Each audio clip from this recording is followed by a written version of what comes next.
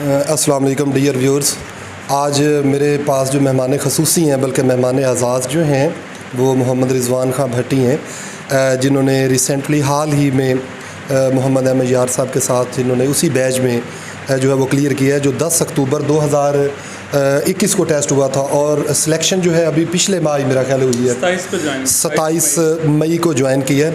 तो हम असल में जो नए सिलेक्टेड लोग होते हैं उनको यहाँ पे प्लेटफार्म पे लाने का मकसद है ताकि ये नए आने वाले लोगों के तजर्बे से हम भी जो है वो कुछ सीख सकें। पता चले कि जी आपने रिसेंटली अगर आपने किया है तो आपने तैयारी कहाँ से की, आपने टेस्ट की तैयारी कैसे की, आपने जो है वो इंटरव्यू के अंदर आपसे जो अहम चंद एक सवाल आप भट्टी साहब के जहन में आ रहे होंगे, रिज़वान भट्टी साहब के, उन चंद सवालात भी हम पूछेंगे कि वो कौन कौन से सवाल थे जो आपसे पूछे गए। तो पहले मैं गुजारिश करूंगा भट्टी साहब से कि वो अपनी रिटन टेस्ट के बारे में को 2-4 मिनट के अंदर हमें बताएं कि कहाँ से तैयारी की और पास किया, और उसके बाद इंटरव्यू की तैयारी कहाँ से की, और आखिर में जो इंटरव्यू में पैनल ने जो भट्टी साहब से सवाल किए थे उन सवालात के बारे में भी हम आखिर में जानेंगे।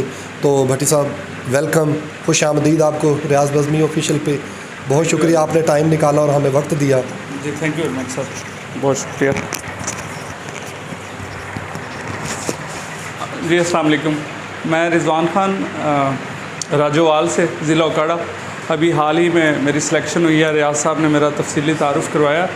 एमफिल उर्दू हूँ मैं जामिया मिनहाज से, और 2018-20 के सेशन में, और अल्हम्दुलिल्लाह गोल्ड मेडलिस्ट हूँ। इसके साथ मेरा स्कूल एजुकेशन से जो ताल्लुक़ है 2012 से है। 2012 में मेरी स्कूल एजुकेशन डिपार्टमेंट में अपॉइंट हुई थी अपॉइंटमेंट। तो 2015 में मैंने एमए उर्दू किया पंजाब यूनिवर्सिटी से ड्यूरिंग सर्विस, और उर्दू के साथ तब का ताल्लुक़ है और आज 7वां साल होने को है। तो इन 7 सालों में शायद ही कोई ऐसा दिन गुज़रा हो जब उर्दू से जो ताल्लुक़ है वो तअत्तुल का शिकार हुआ हो या उसमें कोई गैप आया हो। उर्दू से नाता जुड़ा तो यही महसूस हुआ कि ये तो वही जगह है, गुज़रे थे हम जहाँ से। तो अभी एक काम के सिलसिले में हाज़िरी हुई है रियाज साहब के पास। इनकी मोहब्बत का शुक्रिया, इन्होंने वक्त दिया है यहाँ पे, और मेरी खुशकिस्मती है कि मैं इनके थ्रू आप लोगों से मुखातिब हूँ। तो ये कुछ बेसिक सी बातें हैं जिनके बारे में बात करनी है आज। नंबर 1 तो ये है कि कुतब कौन कौन सी हैं तैयारी के लिए। तो आपको पता है उर्दू एक लैंग्वेज है और लिटरेचर है, और लिटरेचर वसी होता है, इसकी कोई लिमिट्स नहीं होती, इसकी कोई बाउंड्रीज़ नहीं होती। तो ऐसे ही इसको हम बाउंड्राइज तो नहीं कर सकते, किसी लिमिट्स में नहीं ला सकते। हम मैक्सिमम कर सकते हैं कि जितना ज़्यादा हम कर सकें उतना ज़्यादा हम इसको कवर करने की कोशिश करते हैं। तो सबसे पहली और बेसिक चीज़ जो इसमें आती है, वो आप किसी भी यूनिवर्सिटी से एमए कर रहे हैं तो वो मास्टर्स लेवल का आपका कोर्स होता है। जैसे मेरी पंजाब यूनिवर्सिटी से है एमए उर्दू मेरा, तो वहाँ का जो तदरीसी मवाद है, वहाँ की जो कुतब हैं, वहाँ जो सिलेबस में बुक्स शामिल हैं, वहाँ जो सिलेबस के टॉपिक्स और सिलेबस के सब्जेक्ट्स हैं, हमने उनको अच्छे तरीके से करना है। और उसके साथ उनका एक्सटेंसिव मुताला, अगर आपका ज़ौक़ है, इसमें शगफ़ है, तो आप एक्सटेंसिव मुताला भी कर सकते हैं। एक्सटेंसिव मुताला से क्या बात है, मिसाल के तौर पर हम एक पेपर देखते हैं असालीब उर्दू का, तो हम असालीब उर्दू में गाइड बुक्स अमूमी तौर पे ले लेते हैं। वहाँ हम असलूब का मुताला करते हैं, सर सैयद अहमद ख़ान के उसलूब का, हाली के उसलूब का, मोहम्मद हुसैन आज़ाद के उसलूब का। तो हम गाइड बुक से छोटे छोटे इक़्तिबासात जो होते हैं वो देख लेते हैं। इससे हम पेपर में तो अच्छी अपीयरेंस दे सकते हैं, लेकिन जहाँ तक नॉलेज की बात है तो वो शायद उस लेवल का गेन नहीं होता जैसा होना चाहिए। तो मेरा हमेशा से ये तरीका रहा है, और बाकी लोगों को भी मशवरा है कि जो चीज़ें आपके सिलेबस में कम अज़ कम शामिल हैं उनका ओरिजिनल कॉन्टेक्स्ट, जो ओरिजिनल टेक्स्ट जो है वो ज़रूर पढ़ा जाए। मिसाल के तौर पर अगर सबरस है तो वो कहीं से हासिल की जाए, उसे पढ़ा जाए। जो नावल थे सारे कोर्स में शामिल वो मैंने मुकम्मल पढ़े, जो अफसाने थे वो मुकम्मल टेक्स्ट पढ़ा, जो असालीब नसर उर्दू के हवाले से कुतब थी मुजव्वज़ा हर पेपर के आखिर में दी होती हैं, वो सारी पढ़ी। तो ये तो एमए की थी सूरत हाल। तब से लेके 2015 से आज तक किसी न किसी तरीके से उर्दू से ये ताल्लुक़ जुड़ा रहा है और तैयारी जारी रही है। इस दौरान मारूज़ी कुतब भी देखता रहा हूँ। हमारे 2020 के सेशन से पहले 2017 में लेक्चरर की जॉब्स आई थी, लेकिन उन दिनों नंबर 1 तो ये है कि मेरे एमएड के पेपर हो रहे थे, और दूसरा मैं ख़ुद को इस एलिजिबल नहीं समझता था कि मैं वो पेपर में अपीयर हो सकूं, लिहाजा वो मैंने स्किप किया। तो अभी 2020 अगस्त में दोबारा हमने अप्लाई किया। 10 अक्टूबर 2021 को हमारा टेस्ट हुआ, जो मरहला दर मरहला चलते चलते 18 मार्च को बिलाखिर रिज़ल्ट आया और फिर 22 को रिज़ल्ट आया, 22 अप्रैल को। ये भी एक लंबी स्टोरी है कि 22 को क्यों आया। तो 27 मई को बाकायदा तौर पर अल्हम्दुलिल्लाह हमारी ज्वाइनिंग हो चुकी है। तो मुजव्वज़ा कुतब में नंबर ये एक, तो मैंने अभी कोर्स की बात की कि आपने कोर्स की जो मुजव्वज़ा कुतब हैं, कोर्स का जो ओरिजिनल कॉन्टेक्स्ट है वो आपने ज़रूर मुकम्मल तौर पे पढ़ना है। नंबर 2, आपने फिर क्या करना है, जब आप मास्टर लेवल से गुज़र जाते हैं तो आपने इब्तदा जो है वो तारीख़ की कुतब से पढ़नी है। आपने कोई एक अच्छी तारीख़ पढ़नी है। अगर हो सके तो डॉक्टर सलीम अख्तर की उर्दू अदब की मुख्तसर तरीन तारीख़ पढ़ें या डॉक्टर अनवर सदीद की तारीख़ अदब उर्दू पढ़ें। अगर आपके पास ज़्यादा टाइम है और आपकी दिलचस्पी भी है और आप इसमें बोर नहीं हो रहे तो डॉक्टर जमील जालबी की जो तारीख़ है 4 जिल्दों पर है, उसका वक्त मिले तो वो भी ज़रूर पढ़ें। इसके बाद हम असनाफ़ पे आते हैं। तो हमें पता होना चाहिए कि उर्दू एक ज़बान है तो वो कितने हिस्सों में है, उसके असनाफ़ कौन कौन सी हैं, नस्र में कौन कौन सी हैं और नज़्म में कौन कौन सी हैं। तो उसके लिए हमें मुख्तलिफ़ असनाफ़ का और उनके बारे में मालूमात होनी चाहिए। यहाँ पे मैं देख रहा था रियाज साहब के पास भी ये किताब मौजूद थी, असनाफ़ नज़्म व नस्र। डॉक्टर अली मोहम्मद ख़ान साहब की ये किताब है और डॉक्टर अली मोहम्मद ख़ान साहब का जो नाम है वो उर्दू के हवाले से बड़ा अहम है, बिलखसूस उर्दू पेपर सेटिंग के हवाले से। उर्दू की एक जो मशहूर किताब है कलीद उर्दू, उसके भी ये राइटर हैं अली मोहम्मद ख़ान साहब, और असनाफ़ नज़्म व नस्र के भी ये राइटर हैं। और ये किताब ज़रा देखें, इसका सरवर्क जो है वो देख लें। ये बहुत ज़रूरी किताब, बड़ी अहम किताब है। अभी आप इस बात से अंदाज़ा लगाए कि 2017 में कलीद उर्दू से तकरीबन 50 से 55 सवाल आता है और हमारा पेपर जो था वो as compare to previous papers and current paper वो मुश्किल था। मेरिट 58 तक गया, जो कि 2017 में 72.5 पे गया था। तो इसकी वजह ये थी कि हमारे वाला पेपर थोड़ा सा मुश्किल था, 58 पे मेरिट गया। अब फिर जो पेपर बन के आया, हमने देखा परसों कंडक्ट हुआ 19 को, वो देखा तो मेरिट उम्मीद है कि फिर 70 प्लस जा रहा है। 70 प्लस क्यों जा रहा है? एक तो अभी ये मैंने अली मोहम्मद ख़ान साहब बताया, इनके बारे में सुन रहे हैं कि पेपर इन्होंने बनाया और तकरीबन 55 से 60 सवालात कलीद उर्दू से थे। तो इसका ये नहीं मतलब कि आपने कलीद उर्दू को मेयार बना लेना है और वही हरफ आखिर समझना। ये एक मिसाल थी कि अगर पेपर सेटर भी वही है, जो कोई मरूज़ी किताब लिखने वाला है, तो हो सकता है कि मैक्सिमम सवालात उस किताब से आ जाएं, लेकिन अगर वो पेपर नहीं बनाता तो इसके लिए फिर ज़रूरी है कि आप पूरी उर्दू तारीख़ से अच्छे तरीके से फ़ेमिलियर हों, उसके बारे में आगाह हों। तो उसका यही तरीका था कि आप कोई, मैंने अर्ज़ किया कि तारीख़ की किताब पढ़ें, 3 किताबों के नाम गिनवाए, उनमें से जो आप तीनों पढ़ सकें वेल एंड गुड, ना पढ़ सके तो एक पढ़ें। उसके बाद आप असनाफ़ नज़्म व नस्र देखें, उसके बाद आप मरूज़ी कुतब पे आ जाएं। मरूज़ी कुतब जितनी ज़्यादा आप पढ़ सकें, जितना ज़्यादा टाइम हो उतना पढ़ें। अगर मैं अपनी बात करूं तो मैंने एक दिन ऐसे ही दोस्तों की डिमांड पे एक लिस्ट बनाई, तो वो 40 के करीब ऐसी कुतब थी जिनसे मैंने तैयारी की, जो मैंने पढ़ी वक्तन फ़वक्तन और जो मुआविन है इसमें। लेकिन अगर हम इतना वक्त नहीं है तो आप मरूज़ी कुतब कलीद उर्दू ज़रूर पढ़ें, उर्दू जनरल ज़रूर पढ़ें। और यहाँ पे मैं एक और किताब देख रहा था, पॉलीमर की उर्दू अदब की मरूज़ी तारीख़ डॉक्टर सबीना अवान की, वो ज़रूर पढ़ें। और इसके बाद कोर्स की पहले बात हुई। इसके अलावा जो एक और ख़ास बात है, इंटर तक, एटलीस्ट इंटर तक जो उर्दू का कोर्स है, बिलखसूस नहम, दहम और 11वीं और 12वीं, इंटर तक की जो उर्दू है वो आपने अच्छे तरीके से करनी है। ग्रामर की जो बेसिक्स हैं वो आपको आनी चाहिए। ज़रबुल इमसाल के सवालात होते हैं। तो ये बड़े बड़े टॉपिक्स होते हैं जिनके गिर्द उर्दू का पेपर घूमता है। आप अगर इन चीज़ों की अच्छे से तैयारी कर लेते हैं और फिर चाहे किसी भी किताब से पेपर आ जाए, तो उम्मीद है कि आप अच्छा परफॉर्म कर सकेंगे इंशाल्लाह। तो ये पहला टॉपिक था हमारा कुतब राय तैयारी। अब हमारा दूसरा टॉपिक आज का कि तरीक़ाकार क्या है। मैं अपना तरीक़ाकार शेयर करता हूँ, जो मैं कम ही शेयर करता हूँ, लेकिन ये चैनल बहुत अहम है, रियाज साहब बहुत अहम है। मेरा तरीक़ाकार ये है कि मैं हमेशा कुतब लेता हूँ और उनके नोट्स बनाता हूँ। नोट्स बनाने से क्या मुराद है, जब आप एक दफ़ा गो थ्रू हो जाते हैं, आप एम ए उर्दू कर लेते हैं, तो तकरीबन 30 से 40% मवाद ऐसा होता है जिसका आपको पता चल जाता है, वो मुख्तलिफ़ किताबों में रिपीट हो रहा होता है। तो आपने उस रेपिटेशन से बचने के लिए आपने क्या करना है, एक किताब पकड़ी, फ़र्ज़ करें तारीख़ की किताबें हमने पढ़ ली, उसके नोट्स बना लिए तो वेल एंड गुड, नहीं भी बनाए तो उसके इंपॉर्टेंट पॉइंट्स लिखने हैं जो ऑब्जेक्टिव टाइप के, एक रजिस्टर बनाएं अपने पास, ऊपर किताब का नाम लिखें, उर्दू अदब की मुख्तसर तरीन तारीख़ फ़र्ज़ करें हमने शुरू की है, तो उसके page by page, her page से आपको 5-7 जो मरूज़ी सवालात ऐसे मिलेंगे जिस तरह के आपने पेपर में देखेंगे और जो पेपर में आ सकते हैं, उनको राइट डाउन करते जाएँ। अब जब ये एक किताब कंप्लीट होगी तो जब आप अगली किताब पढ़ना शुरू कर देंगे तो आप 30% के लेवल से 40% पे चले जाएंगे। अब अगली किताब से आपको 40% जो है वो चीज़ें पहले से आती होंगी। फिर आप नेक्स्ट मरूज़ी किताब पे जाएंगे, एक मरूज़ी किताब देखेंगे, उसमें 50% क्वेश्चन ऐसे होंगे जो आपके लिए नए होंगे, तो 50% पिछले होंगे जो आपको पहले से आते होंगे। तो जो नए हैं वो आपने राइट डाउन पॉइंट्स करने हैं, और जो ऑलरेडी आपको चीज़ें आती हैं जो आप कर चुके हैं उनको नहीं। इस तरह रिपीटिशन से बचेंगे हम और आगे करते जाएंगे। तो इस तरह क्या होगा कि मुख्तलिफ़ किताबों का 10 किताबों का निचोड़ जो 1000 सफ़े पे या 1500 2000 सफ़े पे मुश्तमिल होंगी, वो निचोड़ हमारे पास तकरीबन 100-150 सफ़े पे 200 सफ़े पे आ जाएगा। तो आपने फिर क्या करना है कि इम्तिहान से पहले जो आखिरी हफ्ता है वो जो पॉइंट्स आपने राइट डाउन किए हैं उनको सिर्फ रिवाइज़ करना है अच्छे तरीके से, और फिर अल्लाह का नाम लेके फिर आप टेस्ट में जाएं। तो ये तो था कि तैयारी का तरीक़ाकार। अब टेस्ट का मरहला आता है, बड़ा अहम मरहला है। बहुत से जो अफराद हैं वो वहाँ पे अगर अपने आप को नहीं कवर कर पाते तो उस महदूद टाइम में यानी 90 मिनट में 100 सवालात हल करने, तो वो थोड़े से पज़ल हो जाते हैं और कुछ जवाबात भी सीक्वेंस भी आगे पीछे हो जाती है। बबल का तरीक़ाकार है आपको। एक तो ये आपने करना है हमेशा कि कभी भी 100 के 100 सवालात हल नहीं करने, जो हमारा आम अमूमन तरीका है कि हमने जाना है फ़र्स्ट टाइम जो पेपर देने जा रहे हैं 100 के 100 सवालात, क्योंकि ये नेगेटिव मार्किंग का तरीका है। सबसे पहले आपने क्या करना है, जो सवालात आपको 100% जिनके बारे में आप श्योर हैं, जो आपको आते हैं, आप समझते आते हैं, वो करते जाएँ, और फिर एक जनरल व्यू, एक काउंटिंग कर लें कि आप कहाँ तक पहुँचे हैं।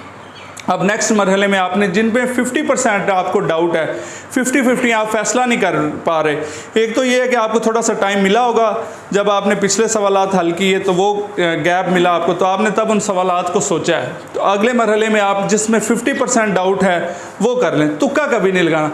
अब आपकी जो सवालात की तादाद है वो 70-80 के लगभग या 60-70 के लगभग रेंज में पहुँच चुकी है, तो उसके बाद आपने बाकी सवालात नहीं करने, तुक्का नहीं लगाना, क्योंकि नेगेटिव मार्किंग के ज़रिए आप बहुत पीछे जा सकते हैं। बहुत से ऐसे लोग हैं जो 100 सवालात करके आते हैं और जब नंबर आते हैं तो वो 30-40 के राउंड अबाउट होते हैं। आपको पता है 40 मिनिमम पासिंग मार्क्स हैं। अगर 40 नंबर आपके आ जाते हैं तो आपका चांस वेस्ट नहीं होता, आप नेक्स्ट अपीयर हो सकते हैं। तो ये तो था टेस्ट का तरीक़ाकार, टेस्ट का मरहला हो गया।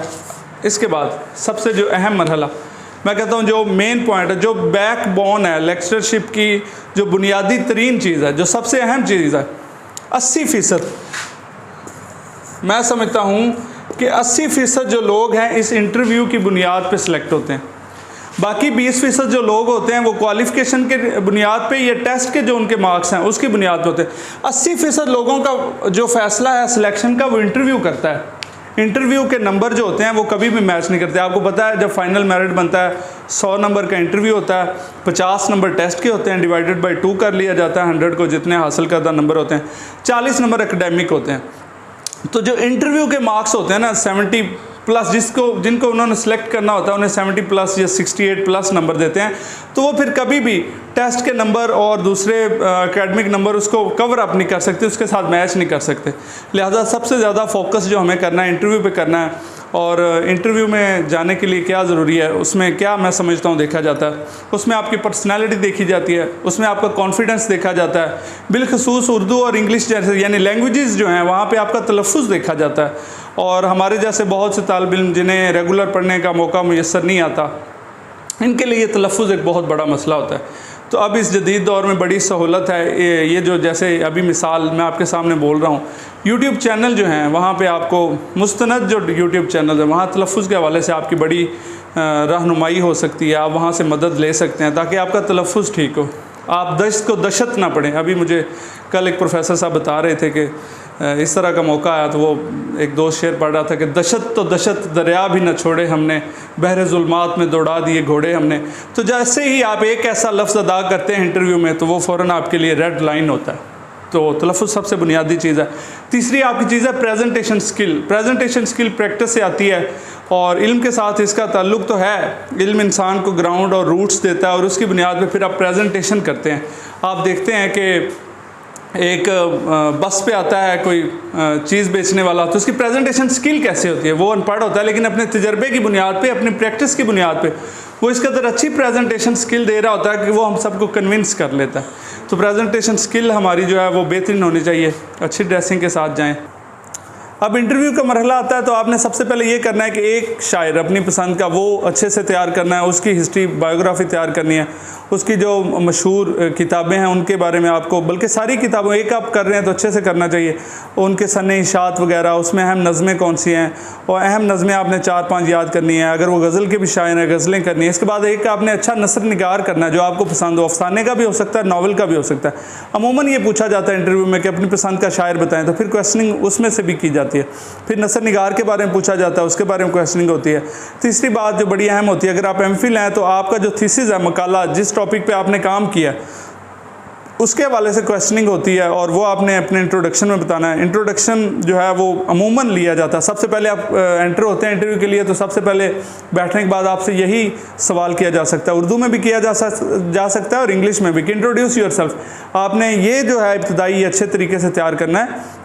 अगर वो उर्दू में आपको कहते हैं कि अपना तारुफ करवाएं तो बेशक आप उर्दू में करवा सकते हैं। अगर आपको कहते हैं कि इंट्रोड्यूस योरसेल्फ तो आपने इंग्लिश में ही करवाना है। ये बड़ा इंपॉर्टेंट पॉइंट था आपके बार अमजद जवेद सलीमी साहब ने, बल्कि बाकायदा टोका कि मैं इंट्रोड्यूस योरसेल्फ कह रहा हूँ और आप उर्दू में शुरू हो गए। तो इंग्लिश में अपना तारुफ अच्छे से करवाएं, उसमें अपना नाम, अपना ज़िले का शहर और अपनी क्वालिफ़िकेशन और आपकी कोई ख़ास खसूसियत है, डिस्टिंक्शन है तो वो बताएं।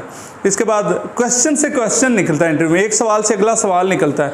आपको नहीं सवाल आता तो गलत जवाब देने से बेहतर है कि माजरत कर लें। मैं अपने इंटरव्यू की आपको रुद्दात सुनाता हूँ। मैं गया हूँ तो वहाँ बात हुई है जी इंट्रोड्यूस योरसेल्फ। मैंने इंट्रोडक्शन करवाया तो मैंने कहा sir I am MPhil Urdu from Inhar university with 4/4 CGPA। तो कहते 4/4 CGPA ये कैसे हो सकता है? मैंने कहा सर अल्हम्दुलिल्लाह साथज़ा की मेहनत और वालिदैन की दुआएं कि ये ऐसा हुआ है। तो किसी और यूनिवर्सिटी में भी होता तो मैं समझता हूँ कि मैं यहाँ तक पहुँचता। अच्छा चलें देख लेते हैं। तो फिर टॉपिक क्या था आपका? टॉपिक मैंने बताया हुआ था, मैंने रिपीट किया कि मंजूमात इकबाल मौसूम बेशख्सियात। तो कहते अच्छा तो इकबाल पे आपने काम किया, तो इकबाल को पढ़ा। मैंने कहा सर पहली दफ़ा तो पूरा कुलियात जब MA कर रहा था तब ही पढ़ा था, तो डेफिनेटली अपने मैंने थीसिस में पढ़ा। तो आपसे शेर सुनूँ कोई? मैंने कहा जी सुने।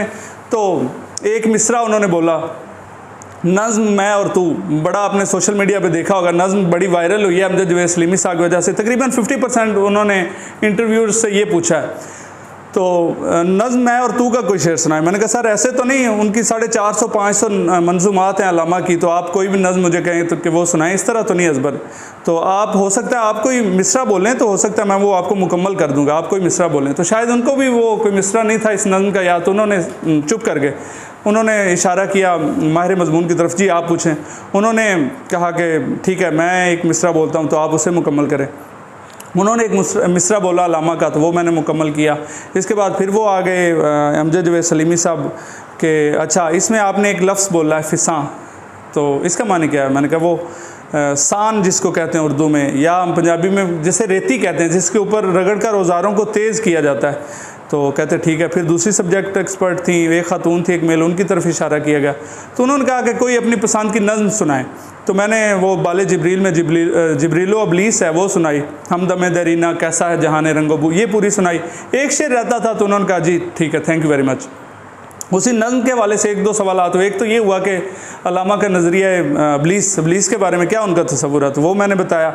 ऐसे यानी सवालात से सवालात निकलते जाते हैं। अभी वो नज़रिया इब्लीस बता रहा हूँ तो फिर चेयरमैन साहब बोले कि अच्छा जी ज़रब कलीम का मानी बता दें, बाले जिब्रील का मानी बता दें, यानी क्वेश्चन दर क्वेश्चन, अरमगाने हिजाज़ का बता दें। फिर वो मैडम आई हैं, उन्होंने फिर पूछा कि अच्छा इसके अलावा आपने अल्लामा के अलावा भी कुछ पढ़ा? तो मैंने कहा कि 7 साल से मैडम उर्दू से वाबस्ता हूँ और मैं कुछ ना कुछ पढ़ रहा हूँ, तो आप किसी भी टॉपिक पर सवाल कर सकती हैं। तो उन्होंने रशीद अमजद के हवाले से सवाल किया था, अफसाना निगार हैं बड़े अच्छे, आम आदमी के ख्वाब उनके बड़े मशहूर अफसानों की था, उस बारे में सवाल किया तो वो मैंने जवाब दिया। तो इस तरह उन्होंने कहा कि थैंक यू वेरी मच। 10 से 12 मिनट का ये इंटरव्यू था। तो ये है जनाब रुद्दात। इसके अलावा सर कोई सवाल हो तो मैं हाजिर हूँ। जी ज़रब कलीम, ज़रब चोट को कहते हैं, कलीम जो है वो लक़ब है हज़रत मूसा कलीमुल्लाह का। ज़रब कलीम यानी हज़रत मूसा अलैहिस्सलाम की, कैसे उन्होंने एक पत्थर पे मारी थी और उसमें 12 चश्मे फूटे थे। तो इससे अल्लामा ने ये अपनी किताब का नाम लिया। अरमगाने हिजाज़ का पूछा गया था, अरमगान का मानी क्या है? तो मैंने कहा सर तोहफ़ा हिजाज़ का। मैंने कहा सर सरज़मीन मुक़द्दस, हिजाज़ की सरज़मीन, मक्का मुअज़्ज़मा की, मदीनातुल मुनव्वरा की। तो हिजाज़ का तोहफ़ा ये अल्लामा के आखिरी दिनों की किताब है और इसमें सारी शायरी इश्क़ रसूल में डूबी हुई मिलती है, तो इस वजह से उन्होंने इसका नाम अरमगाने हिजाज़ रखा था। एक और जो अहम सवाल था वो ये था कि हम आम तौर पे देखते हैं कि इब्लीस के बारे में क्या तस्वर, हम सब उसको बुरा भला कहते हैं, लेकिन अल्लामा के यहाँ इब्लीस एक ज़रा मुख्तलिफ शक्ल में हमें नज़र आता है। वही सवाल मुझसे पूछा गया था और मैं समझता हूँ कि यही टर्निंग पॉइंट था मेरे इंटरव्यू का। तो मुझसे पूछा गया कि नज़रिया इब्लीस क्या है, तो मैंने कहा कि सर अभी एक तो इब्लीस का वही तस्वर है जो हर मुसलमान के नज़दीक है कि वो रज़ील है, वो जनाब बदबख्त है, वो हमें भटकाता है, वो हमें गुमराह करता है। एक इसके अलावा जो बड़ा अहम तस्वर इब्लीस का अल्लामा ने दिया कि वो एक मुहर्रिक है, वो एक तहरीक देने वाला है, वो एक इस पूरी कायनात के चलने की वजह है। वो कहता है ना कि मैं खटकता हूँ दिले यज़दां में कांटे की तरह, तू फ़कत अल्लाहु अल्लाहु अल्लाहु, कि वो खटकता है दिले यज़दां और मेरे तूफ़ान यम बयम दरिया ब दरिया जू बजू। ये जो सारी कायनात चल रही है ये इब्लीस की वजह से, अगर ये ना होती तो ये दुनिया में क्या होता। हर बंदा अच्छाई का पैकर बन के फ़रिश्ता तो बन सकता है, इंसान नहीं बन सकता। तो इंसान की जो सबसे बड़ी खसूसियत है कि कश्मकश उसके दरमियान होनी है, अच्छाई और बुराई के दरमियान, तो ये कश्मकश इब्लीस की वजह से ही मुमकिन है। और अल्लामा ने इस लिहाज से इब्लीस को अप्रिशिएट भी किया कि उसकी वजह से ये दुनिया में एक तहर्रुक है और दुनिया अपनी रफ्तार से रवां दवां है अपनी मंजिल के जानिब। बहुत शुक्रिया रिजवान साहब थे। माशाल्लाह रिजवान भट्टी साहब ने अपने जो है वो तजर्बे से हमें रूशनास किया। अब इसके अलावा जो इंटरव्यू में कभी कभी ऐसा होता है ना कि कुछ क्वेश्चन ऐसे होते हैं, ज़रूरी नहीं कि सारे क्वेश्चन के ही जवाब आ जाए। कभी कभी ऐसा भी होता है किसी सवाल में जो है वो सॉरी भी करना पड़ती है, कि माजरत करना पड़ती है। रिजवान साहब क्या ऐसा आपके इंटरव्यू में भी हुआ कि आपको किसी एक आधे क्वेश्चन में सॉरी करना? जी बिल्कुल, अभी मैंने जैसा बयान किया कि सबसे पहला ही जो मुझे कहा चेयरमैन साहब ने कि मैं और तू का कोई शेर सुनाए, तो मैंने कहा सर इस तरह तो नहीं कि आप किसी नज़्म का उन्वान बताएं और मैं वो आपको सुनानी शुरू कर दूँ, इस तरह अज़बर नहीं है मुझे। 5500 अशार हैं अल्लामा के, तो मुझे कैसे याद हो सकते हैं। हाँ, इसमें एक सर ये भी है ना कि ऐसा वो क्वेश्चन करने के अगर आप जो है वो वक्ती तौर पे दब जाएं या कह रहे हैं कि कंफ्यूज हो जाएं, तो फिर दोबारा उन क्वेश्चंस के जवाब नहीं दिए जा सकते। तो मतलब ये कि अगर किसी क्वेश्चन का जवाब नहीं आता तो अपने खुद एतमादी को, कॉन्फिडेंस लेवल को लूज़ नहीं होने देना, बल्कि आप अपने तरीके से जो उन्हें कोशिश करें, डाइवर्ट करें अपने लाइन पे। जी जी, अपनी लाइन पे लेके आए उनको। बहुत शुक्रिया, welcome to join HUD। Thank you. बहुत शुक्रिया रिजवान साहब, आपने आज हमें ज्वाइन किया और हमारे व्यूज़ को अपने कीमती जो हैं वो ख्यालात से नवाजा। बहुत शुक्रिया, आप सबका बहुत शुक्रिया। Thank you very much sir. अल्लाह हाफ़िज़।